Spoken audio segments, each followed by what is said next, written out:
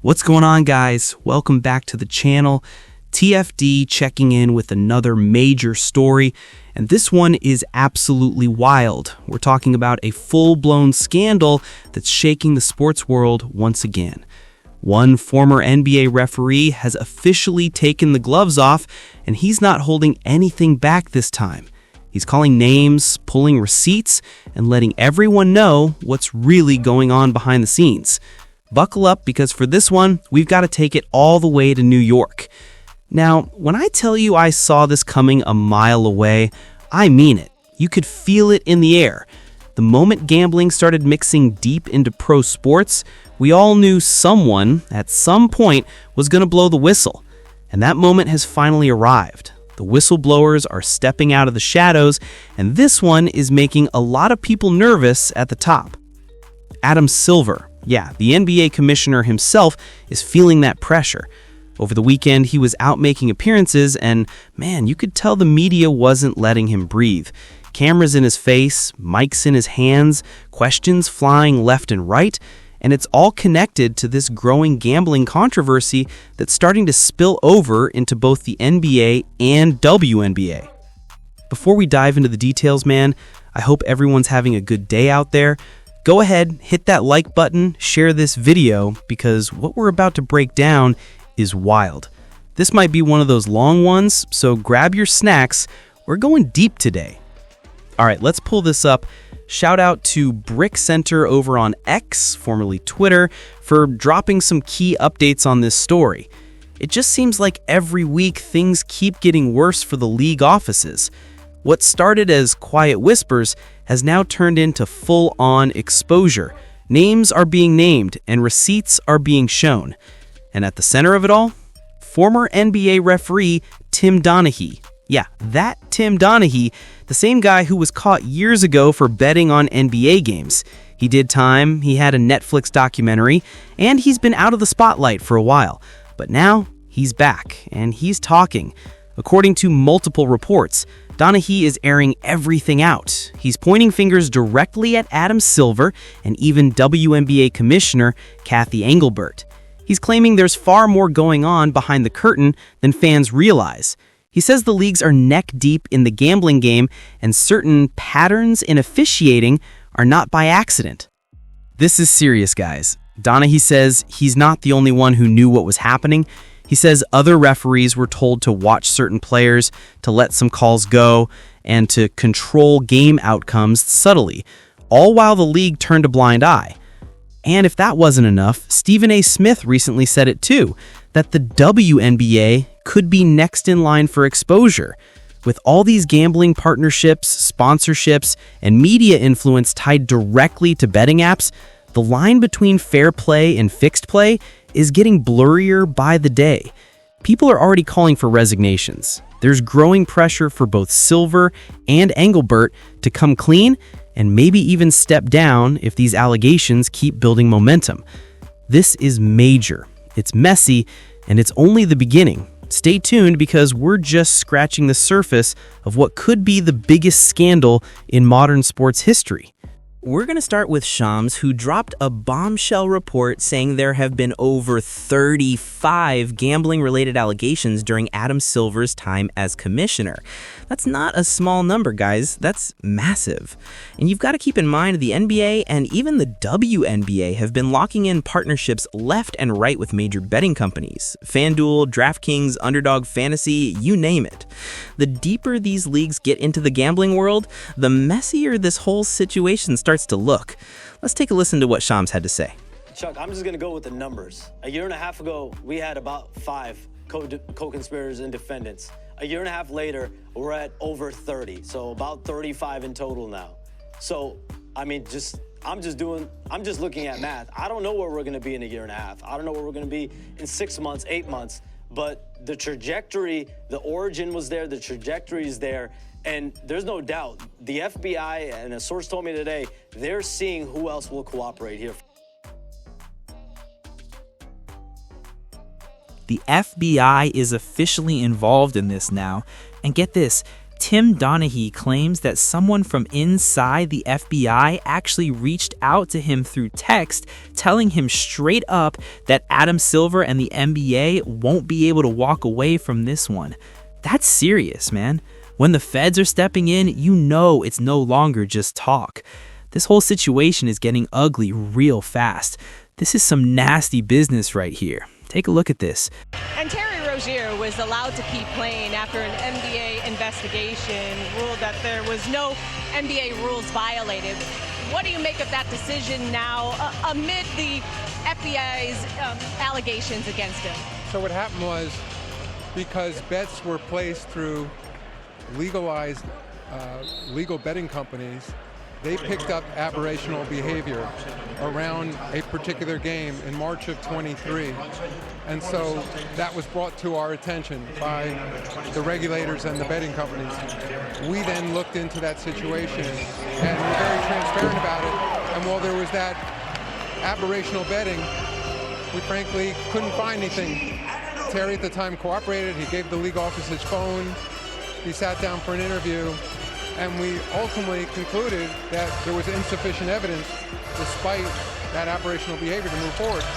We then worked directly with the law enforcement, as they said at the press conference, that the league has been cooperating. And so that was obviously over 2 years ago.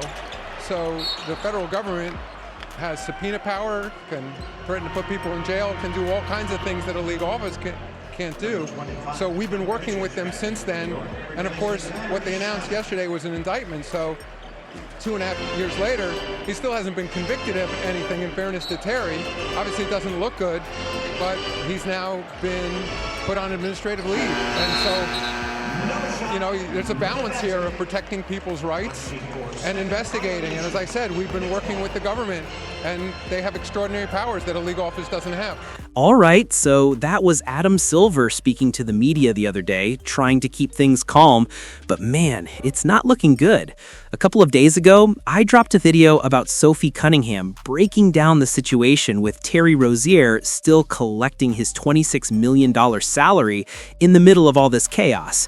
Now, fast forward to today, Patrick Bet-David, the owner of Valuetainment and one of the sharpest voices in business media, actually sat down with former NBA betting referee Tim Donaghy for a one-on-one conversation. And trust me, that talk raised a lot of eyebrows. While Adam Silver is up there giving his polished explanations, studying every word, saying what happened was, the truth is, this is not a good look, not for him and not for the league. And here's where it gets even more complicated.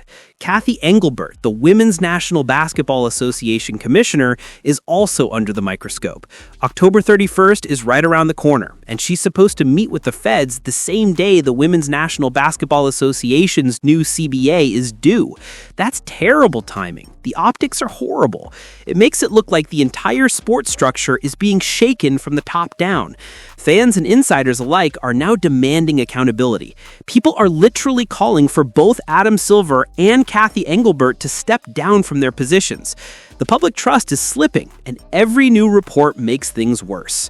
This whole situation is spinning out of control. The media, the fans, even some players are starting to question how deep this gambling mess really goes.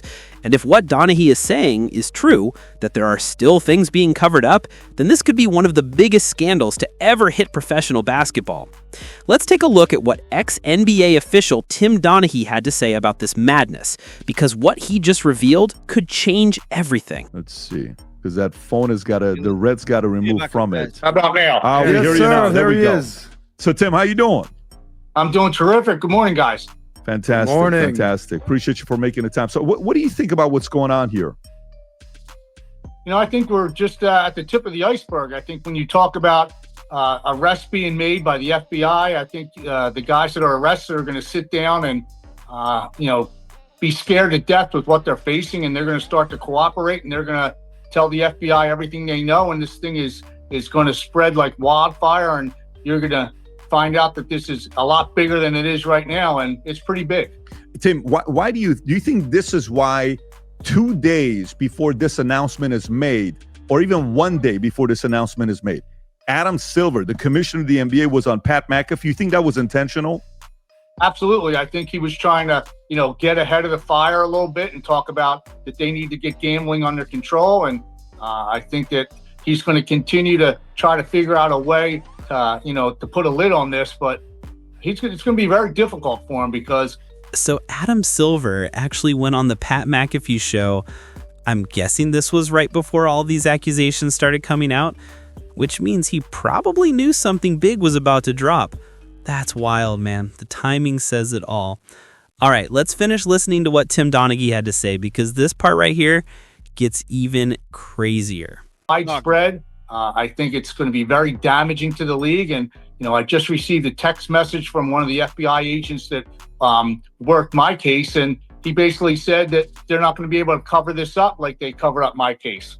What do you mean by that? So what's the difference between this case and your case?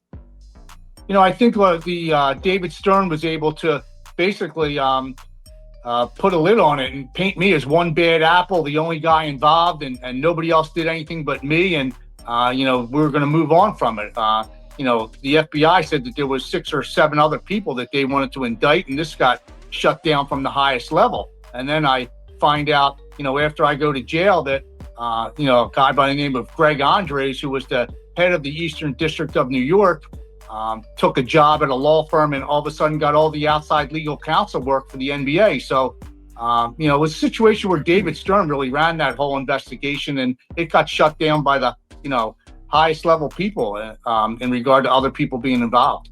Tim, so this is a bigger question for me.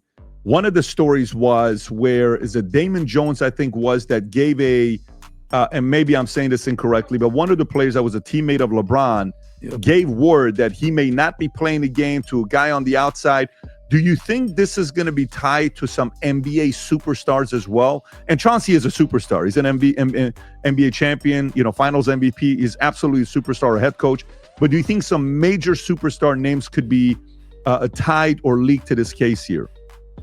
Absolutely. I mean, when you talk about wire fraud, that's a law that, can be applied to many different things. And if you're just calling your buddy and telling them that somebody's not playing, even if it's a nonchalant comment, you're transferring that over state lines, that's wire fraud. And that's what I was charged with. So, yeah, there's no doubt in my mind some of these star players might have been, saying something to their buddies back home that they weren't playing, or one of the other guys weren't playing, or they weren't 100%.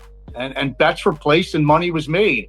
I think that, sometimes people with power and money feel like the rules don't apply to them and they're not going to get caught. And you get a little bit cocky like I did and think that you're going to get away with something like this. And you just don't. You eventually always get caught. What is the approach that the mob takes? A lot of times I've had a lot of the folks in the mob, on, and I've talked. This is where things really start to get interesting. Now, I haven't seen this clip yet, but I'm definitely curious, what kind of role does the mafia have in all this?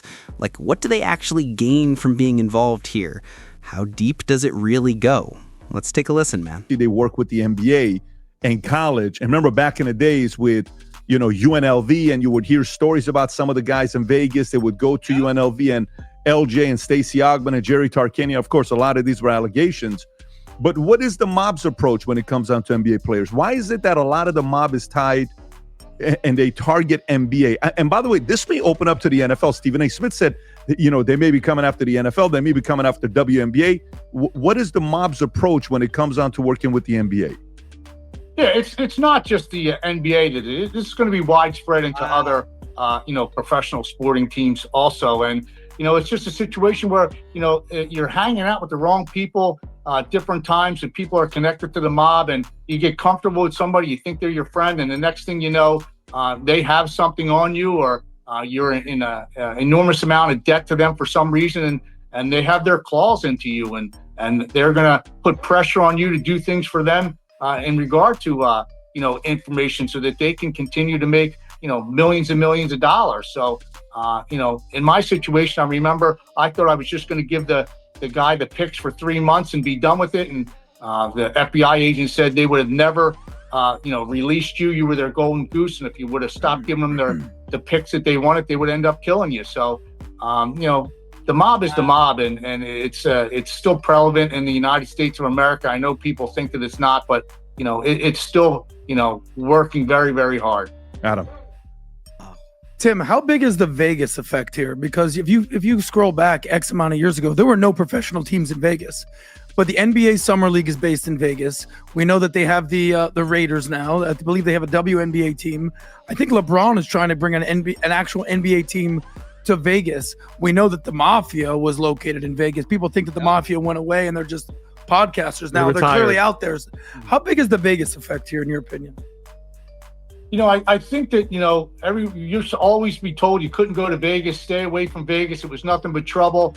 I think it's just a matter of there's a market out there and they want to improve the bottom line. So, they move into Vegas. You mentioned the Summer League for the NBA out in Vegas. They put it out in Vegas because they wanted the attraction for, some of the bigger players to go out there and watch. And, it exploded out there because, people went to see it and they loved it and loved going to Vegas. So it's all about the bottom dollar when it comes to, moving out to Vegas and expanding to different areas. And you were found, I don't know exactly, I remember it was 2007, I believe, that you were alleged. Yes, 2007, I was found guilty of gambling and wire fraud for passing inside information over state lines. Okay, bingo, the inside information here. So whether it's in the stock market, whether it's in sports gambling, explain the difference maybe between what you were accused of or guilty of versus what actual player. You were a referee.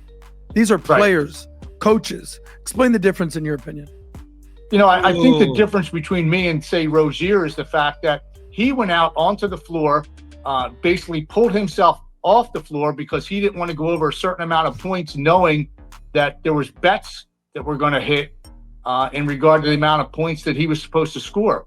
My situation was I didn't go out and actually fix games like that. That's fixing of a game, which is a much higher penalty than just passing along information about injuries and different things that you learned about the game that I was going to officiate that night. So I think he actually went out and fixed the outcome of a bet. So I think he's probably in the most trouble of the three. And for the record, how much do NBA referees make a year? They do very well. A referee that goes all the way up to the NBA Finals is going to probably make a little bit over $500,000 a year. Now, these right here are NBA referees, all right? Let's be clear. WNBA referees aren't making anywhere near that kind of money. I just want to put that out there so y'all understand the difference. A lower level guy is going to make somewhere around, 200, 225 a year. Okay, but this is good money. But this isn't NBA, max salary, even minimum vet money. That's 5, 10, 20, 50 million. Terry Rozier, I think he's made over $100 million in his career. He plays for my Miami Heat right now. Why in the hell would someone who's made over $100 million waste their time and their reputation on a $100,000 bet? Explain to me the mind of a player. That's why I think there's something weird going on here. 160 million. Great question. But what you have to realize is that, gambling addiction is just like drugs and alcohol. Damn. And, you get a high from that. I got a high from it. I enjoyed doing it. Wow. Yeah, this might be it. It might really be over for Adam Silver. And if that's the case, then it's definitely over for CATHY ENGELBERT too. Because let's be honest, if the investigators are coming for the WNBA next, that means they already have something solid. They don't move until they've got proof. They don't come knocking until they know what's behind the door. This is bad, man. This is really bad. And see, here's the thing. Guys like Tim Donaghy, they're not going to just let this story fade away. He's got a real bone to pick with the league, especially with how he was portrayed back in the day. Yeah, he was cheating, fixing games, all of that. Nobody's denying it. But what really bothers him is how David Stern made it look like he was the only one involved. Like he was the lone bad apple in a clean system. According to him, that's not the truth. He claims there were multiple officials, coaches, even league executives mixed up in the same stuff, and that he just happened to be the one who got caught and made into the fall guy. And you can tell, he's still not okay with it. You can see it in how he talks. The man clearly feels betrayed.